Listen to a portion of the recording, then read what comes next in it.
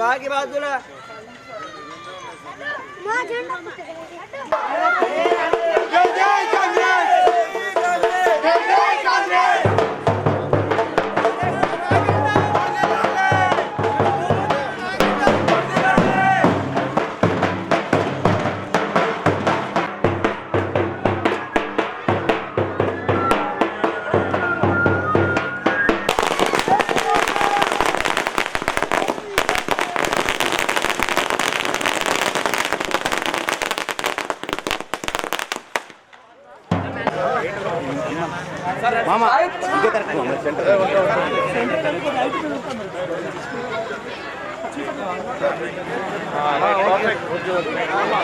Division పరిధిలోని తారాయమార్ కాలనీలో ఎన్నికల ప్రచారానికి రావడం జరిగింది.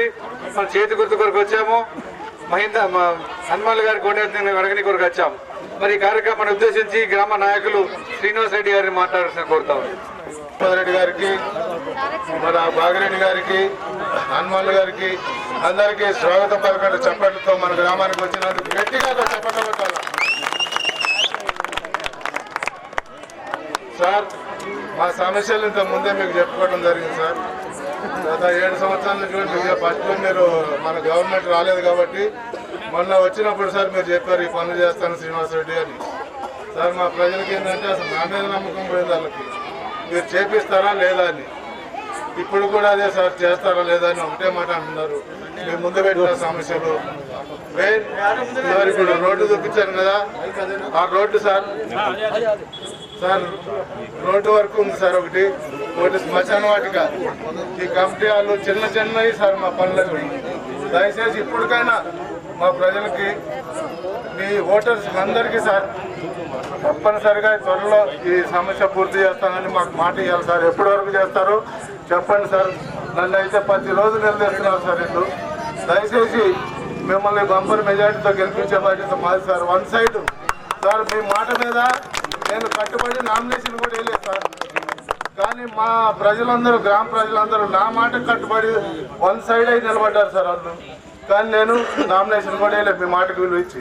కానీ నా మాటను గౌరవించి మా గ్రామంలో ఉన్న సమస్యలన్నిటికీ ఒక్కోటి రెండుగా మీకు ఈయనప్పుడల్లా సరే పనులు మాకు పూర్తి చేయాలని దయచేసి మిమ్మల్ని కోరుకుంటున్నాను సార్. మరొకసారి విజ్ఞప్తి చేస్తున్నాం సార్. జై భూపతి రెడ్డి గారి నాయకత్వం, జై రేవంత్ రెడ్డి గారి నాయకత్వం. Thank you sir. మన తారక రామనగర్ విచ్చేసినటువంటి మన ఎమ్మెల్యే గారు మరియు ఎలక్షన్లో భాగంగా ఇక్కడికి విచ్చేసారు. మరి ఈ కార్యక్రమంలో విచ్చేసినటువంటి పెద్దలు బాగారెడ్డి గారు, మరి ఏఎంసీ చైర్మన్ గంగారెడ్డి గారు, మరి రవి గారు, మరి మోహన్ గారు, మరి శ్రీనివాస్ రెడ్డి గారు, వీళ్ళందరికీ పేరు పేరున ధన్యవాదాలు. నారాయణ ఎక్కడున్నా స్టేజ్కి రావాలి మీరు ఉన్నారా? ఏంటంటే మీ సమస్యలన్నీ కూడా నాకు గతం నుంచే మీరు చెప్తున్నారు. కానీ మేము అందుబాటులో లేకపోయినాం. ఎందుకంటే 5 సంవత్సరాలు వేరే వాళ్ళు ఉన్నారు కాబట్టి మేము ఇక్కడికి రాలేకపోయినాము. ఇప్పుడు వచ్చినాం కాబట్టి మీ సమస్యలన్నీ పరిష్కరిస్తాం. ఎందుకంటే గతంలో మనం పట్టాలు తీసుకున్నాం, పట్టాల తర్వాత మనం బోర్ వేసుకున్నాం, బోర్ తర్వాత పైప్ లైన్ వేసుకున్నాం, తర్వాత కరెంట్ లైన్ వేసుకున్నాం. ఒక్కొక్కటిగా అన్ని చేసినాం. కానీ మధ్యలో గ్యాప్ వచ్చింది కాబట్టి మనకు చేయలేకపోయినాము. ఇప్పుడు మళ్ళీ మన ఎమ్మెల్యే గారు వచ్చారు, మనకు డైనమిక్ ఎమ్మెల్యే గారు భూపతి రెడ్డి గారు వచ్చారు. కాబట్టి ప్రతి ఒక్కరు కూడా ఏ పని ఆగలేదు. ఎందుకంటే నిధులు చాలా మన పదిలో నిధులు బాగా వచ్చినాయి కాబట్టి ఏది అడిగినా కాదనేటట్టు లేడు. కాబట్టి ప్రతిదీ కూడా ఇస్తారని చెప్పి మేము సభాముఖంగా తెలియజేస్తున్నాం. ఎందుకంటే మీ సమస్యలు చిన్న సమస్యలు సార్, పెద్ద ఏం కావు. మీ చిన్న చిన్న సమస్యలే అవి. కానీ ఇప్పటి వరకు మేము ఇక్కడ లేము కాబట్టి ఇప్పుడు మేము ఈ దీనిలో భాగంగా ఎన్నికల భాగంగా మమ్మల్ని గెలిపించి భారీ మెజార్టీతో గెలిపిస్తే మీకు అన్ని పనులు కూడా సక్రమంగా జరుగుతాయని చెప్పి తెలియజేస్తున్నాను. ఒక డ్రైనేజ్ అడిగారు కాబట్టి ఆ డ్రైనేజ్ కూడా తొందరనే అయిపోతుంది. మళ్ళీ మీకు రోడ్డు కూడా శాంక్షన్ చేశారు సార్. ఇక్కడ బీటీ రోడ్ శాంక్షన్ చేశారు సార్. కూడా అందరి సపోర్ట్తో చేయాలి. ప్రచారంలో భాగంగా మన గ్రామానికి మన ప్రియతమ నాయకులు మరి ఏదైతే ప్రచారం రావడం జరిగిందో చేతి గుర్తు ఓటేయమని ఈ కార్యక్రమంలో పాల్గొన్నటువంటి మన ప్రియతమ నాయకులు డాక్టర్ భూపతి రెడ్డి గారు మరియు కార్యక్రమానికి ఏదైతే అభ్యర్థిగా ఉన్నటువంటి హనుమాన్ గారు, అదేవిధంగా ఈ కార్యంలో మనతో పాటు పాలు పంచుకున్నటువంటి ఏఎంసీ చైర్మన్ గంగారెడ్డి గారు మరియు స్థానిక నాయకులు శ్రీనివాస్ రెడ్డి గారు, అదేవిధంగా నారాయణ గారు, రవి గారు, చిరంజీవులు గారు, మైపాల్ గారు, నర్సింగ్ గారు, అదేవిధంగా మరి ఓటర్లందరికీ, గ్రామ పెద్దలందరికీ కూడా సార్ తరఫున, హనుమాన్ తరఫున హృదయపూర్వక కృతజ్ఞతలు తెలియజేస్తా ఉన్నాను. నిజంగా చూస్తే ఈ డివిజన్ లో నేను గత 5-6 రోజులు చూస్తున్నాను. ఈ రోజు నిజంగా కూడా చాలా సంతోషమైన సమయం, సంతోషమైన సందర్భం కూడా. నేను ఇప్పుడు ఏదైతే చూస్తా ఉంటే ముబారక్ కాలనీల తర్వాత మీ కాలనీకి వస్తే నిజంగా శ్రీనివాస్ రెడ్డి గారు మొన్న పోటీ చేస్తామన్న మంచి ఉద్దేశంతో సార్ మాకు ఎప్పుడు ఊరులకు అవకాశం ఇచ్చారు. మాకు సార్ అవకాశం ఇచ్చి చూడండి సార్, మా దగ్గర 500 మంది ఓటర్లు ఉన్నారు, నాతో 450 మంది నాతో ఖచ్చితంగా ఓట్లు పడతాయి సార్ అన్నాడు. అప్పుడు అన్నప్పుడు ఆయనకు మామూలు చెప్తుండేమనుకున్నా కానీ మన తన దగ్గరకు వచ్చినప్పుడు మీ అభిమానం చూస్తూ ఉంటే ఈ రోజు ఆలస్యమైన సార్ కొరకు ఎదురు చూసి కార్యక్రమంలో మేమేమి ఏర్పాటు చేయబడినట్టు ఓపికతో నిలబడ్డ మీ సందర్భాన్ని చూస్తూ ఉంటే నిజంగా కూడా శ్రీనివాస్ రెడ్డి గారికి మనం ధన్యవాదాలు తెలియజేయ తప్పదు. మరి ఇదే పట్టుదలని ఇంకొక 2-3 రోజులు కొనసాగించి మరి హనుమాన్ గారు కూడా మీకు కొత్తేం కాదు, ఈ కెనాల్ కట్ట మీద ఇండ్లు కానీ పట్టాలు కానీ ఇప్పించిన ఏదైనా పాత్ర ఎంతో ఉంది. మరి దాన్ని కంటిన్యూ చేయాలా, అభివృద్ధిని ముందుకు తీసుకెళ్ళాలా. ఇంత నిజామాబాద్ కూటి దూరం, నిజామాబాద్ ఒక అడుగులు దారితే నిజామాబాద్, ఇటు పక్కన మన తారక రామనగర్.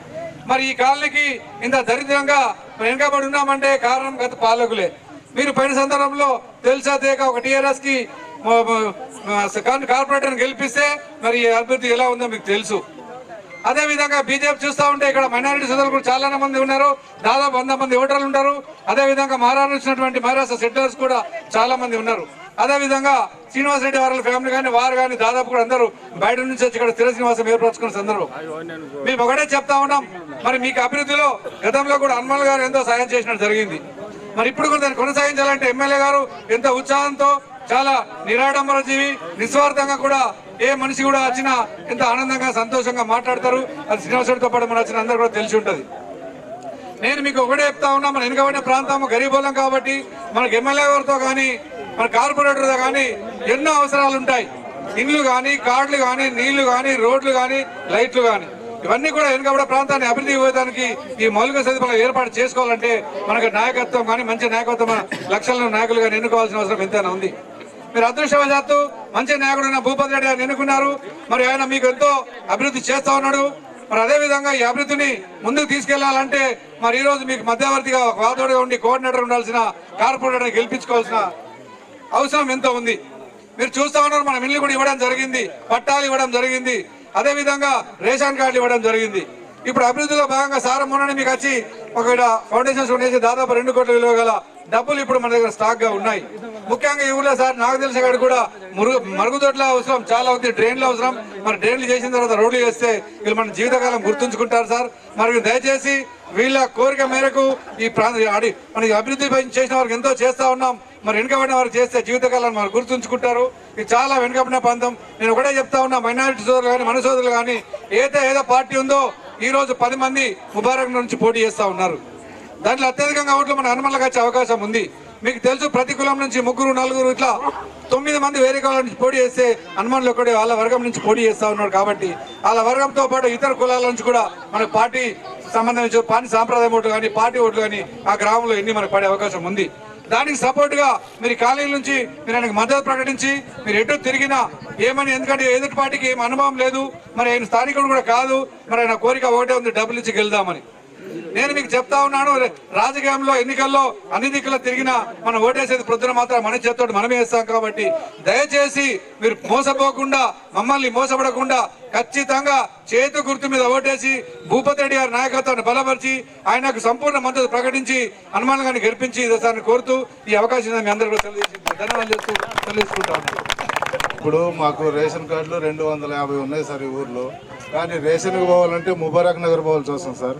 అక్కడికి పోవాలంటే 50 రూపాయలు ఒక్కొక్కరు ఆటోకి ఇచ్చి పోయి అక్కడ లైన్లో నిలబడి అంతా కూలి పని చేసుకునే వాళ్ళు సార్. ఇక్కడ కూలి పోతుంది, వాళ్ళ కష్టం పోతుంది. పెన్షన్ ఒకటి సార్, పెన్షన్ కూడా అక్కడికే పోవాల్సి వస్తుంది. మేము ఆ 2 మాకు ఇక్కడ తెప్పి సార్, మాకు రూమ్స్ ఉన్నాయి, ఎక్కడైనా మేము ఒక రూమ్ ఇస్తాం రేషన్ షాపుకి కూడా.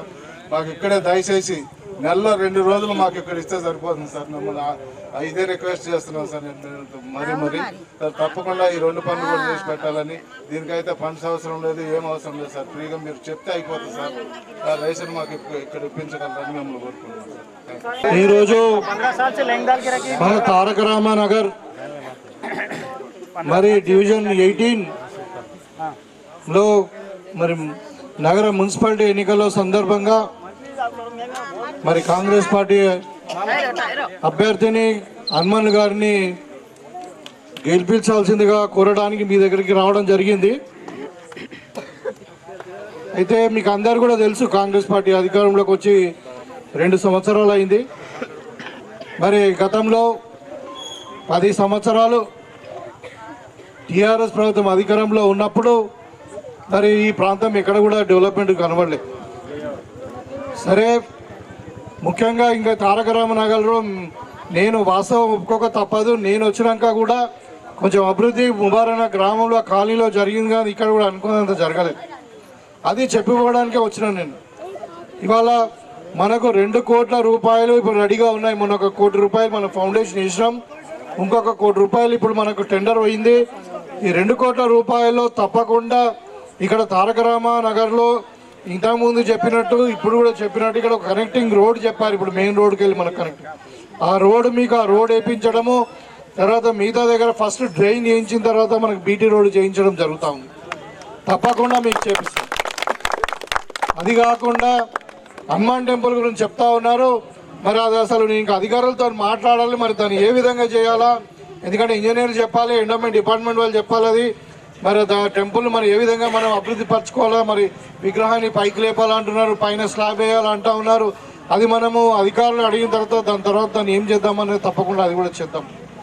ఇంకా శ్మశాన వాటిక అన్నారు, తప్పకుండా మీరు ల్యాండ్ ఉంటే మేము తప్పకుండా శ్మశాన వాటికకు మనకు ఫండ్స్ ఉన్నాయి, మేము తప్పకుండా శ్మశాన వాటికి కూడా డెవలప్ చేస్తాం.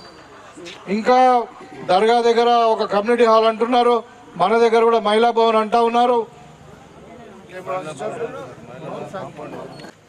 మహిళా భవన్కు కాంపౌండ్ వాల్ అంటున్నారు, శ్మశాన వాటిక, తర్వాత ఇండ్లు. గతంలో మీకు తెలుసు 10 సంవత్సరాలు ఇందిరమ్మ డబుల్ బెడ్రూమ్ ఇండ్లు ఇస్తామన్నారు, ఇవ్వలే. ఇవాళ మనకు 3,500 ఇండ్లు మన నియోజకవర్గానికి వచ్చినాయి. అయితే మీ ముబారక్ నగర్లో మరి తారక నగర్లో ఇలా చాలామందికి ఇండ్లు ఇచ్చినాము. ఒక 14 ఇండ్లు కట్టుకుంటున్నారు. నేను ఈ సందర్భంగా మీకు అందరు కూడా వాగ్దానం చేస్తూ ఉన్నాను. ఈ ప్రభుత్వం యొక్క ఆలోచన ఏంటంటే ప్రతి పేదవానికి ఎవరికైతే ఇండ్లు లేవో వాళ్ళందరూ కూడా ఇండ్లు కట్టించడము ఒక లక్ష్యం. ఇంకా 3 సంవత్సరాలు ఉంది. మరి ఎవరికైతే ప్లేస్ అంటే జాగా ఉండి ఇండ్లు కట్టుకునే వాళ్ళకు ఇప్పుడు 2వ విడతలో ఇండ్లు ఇస్తాం. తర్వాత జాగా లేని వాళ్ళకు మాత్రం ఖచ్చితంగా ఎక్కడైనా జాగా తీసుకొని 75 గజాల కాడికి జాగా ల్యాండ్ ప్లాట్లు ఇచ్చి వాళ్ళకి ఇల్లు నిర్మించి ఇవ్వాలన్నది ప్రభుత్వం యొక్క లక్ష్యం. తప్పకుండా నేను ఇంకా 3 సంవత్సరాలు మనకు ప్రభుత్వం అధికారంలో ఉంటుంది. ఈ 3 సంవత్సరాలలో మన తారక రామనగర్లో ఎవరు కూడా ఇల్లు లేని వారు ఉండకుండా 100% అందరూ కూడా ఇల్లు కట్టిస్తామని చెప్పి ఈ సందర్భంగా తెలియజేస్తాము. ఇంకా చాలా ఉన్నాయి. ఇప్పుడు మీకు తెలుసు, గతంలో చెప్పినవి చాలా ఉన్నాయి. కానీ మీరు ఒకసారి గమనించండి, కేసీఆర్ ప్రభుత్వం వచ్చినప్పుడు 10 ఏళ్ళు మొత్తం కూడా అప్పులపాలు చేశారు.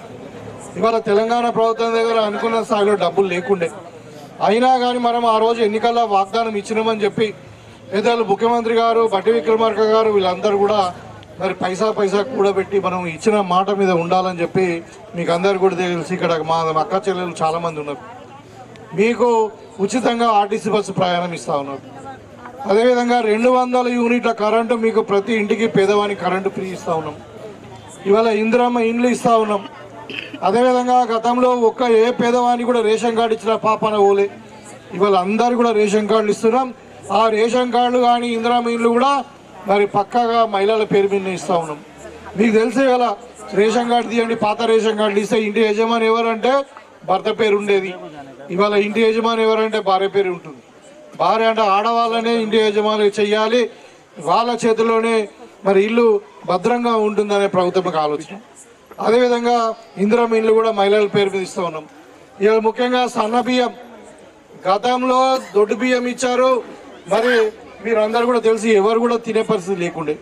ఇవాళ ప్రతి పేదవాడు మరి కడుపు నిండా 3 పూటలు అన్నం తినాలని, పిల్లలు కూడా చదువుకునే హాస్టల్ ఉన్న పిల్లలు కూడా తినాలని చెప్పి ఎంత ఖర్చు అయినా పర్వాలేదు. ఇలా ప్రభుత్వం మీద దగ్గర 3 నుండి 4,000 కోట్ల రూపాయలు అదనపు బడ్జెట్ పట్టినా కానీ మరి 52 రూపాయలకు కిలో చొప్పున సన్న బియ్యాన్ని ప్రభుత్వం కొని ఫుడ్ కార్పొరేషన్ ద్వారా మరి సివిల్ సప్లైస్ ద్వారా కొని మీకు ఒక్కొక్క వ్యక్తికి 6 కిలోల చొప్పున ఇస్తా ఉన్నాం.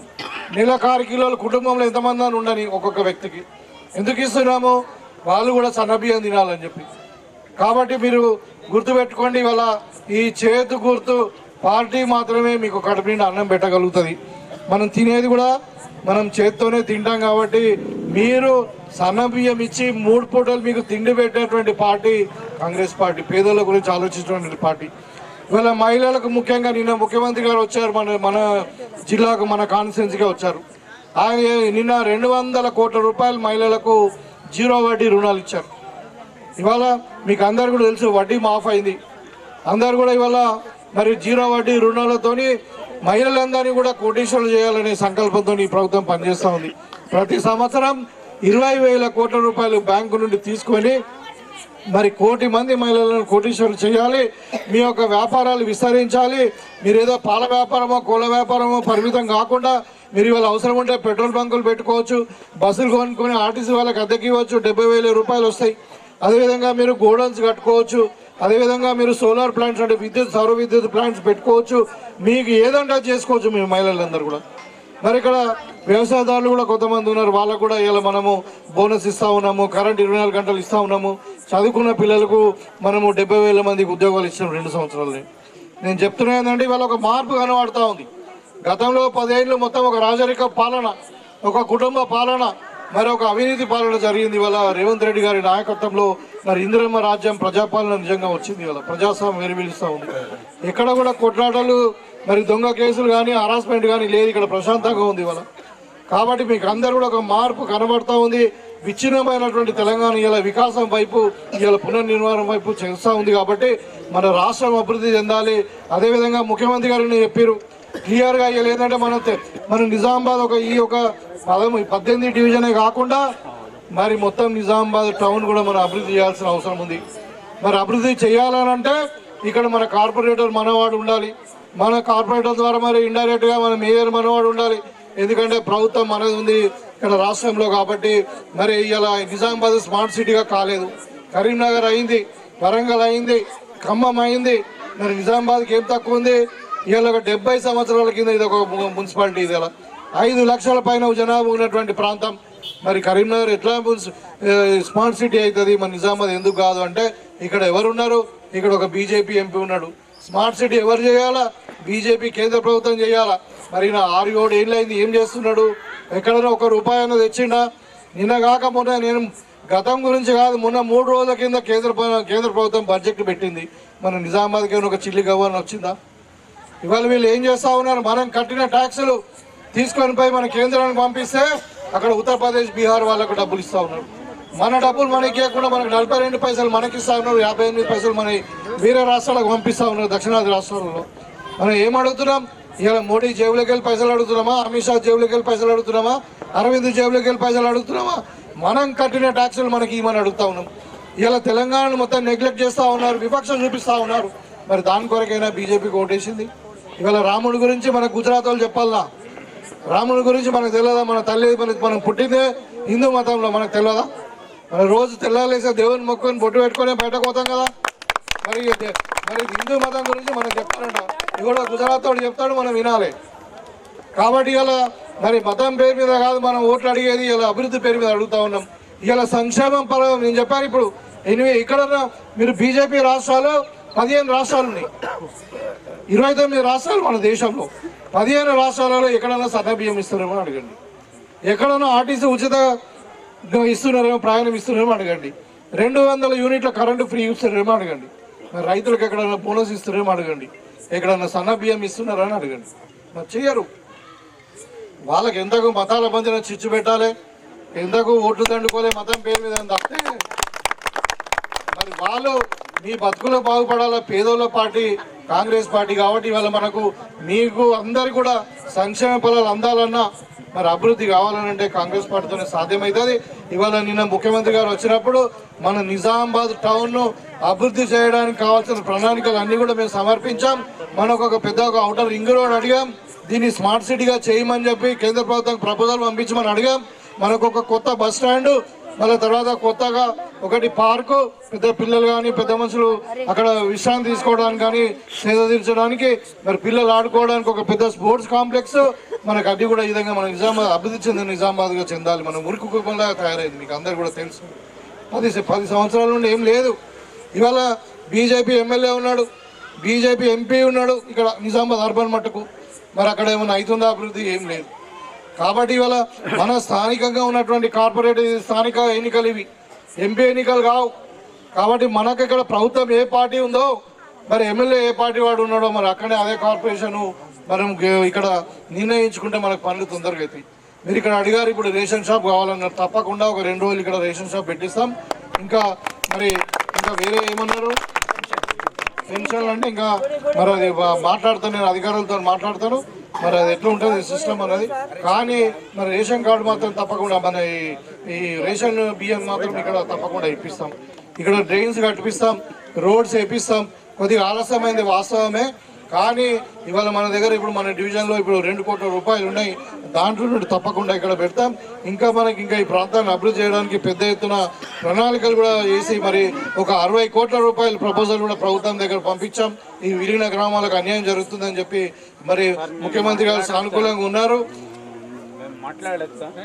లేదు, ఇప్పుడు ఇది మంచి అవకాశం. మరి ఖాతా వనరుల గారు మీకు తెలియని వాడు కాదు.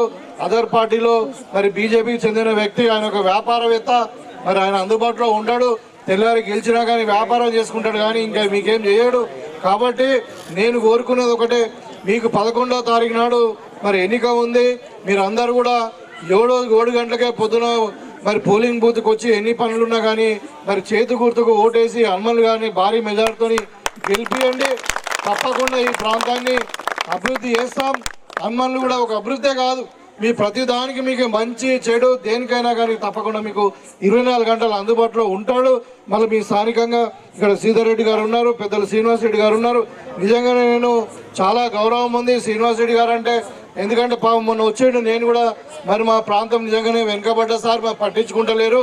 మాది మరి ఎప్పుడు కూడా గ్రామం నుండే అవకాశం ఇస్తున్నారు, మరి మాకు కూడా అవకాశం ఇవ్వమని చెప్పారు.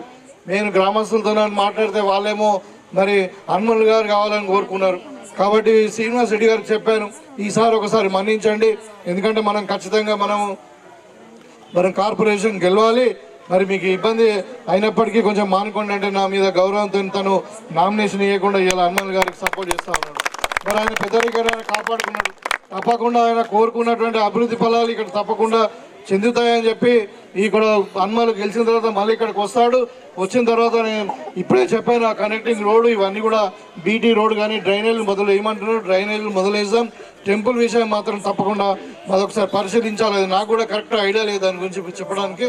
మరి అదొకటి మాత్రం అంత అధికారులతో మాట్లాడి చేద్దాం. మిగతా కూడా ఇక్కడ చాలామంది మహిళలు ఉన్నారు, వాళ్ళందరూ కూడా తెలిసి ఇలా కాంగ్రెస్ పార్టీ ద్వారా ఏమేమి సంక్షేమ పథకాలు అందుతున్నాయి అన్నది.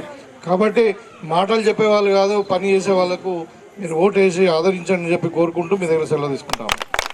గుర్తుకే, చేతి గుర్తుకే, మనదేం గుర్తు, మనదేం గుర్తు. ధన్యవాదాలు.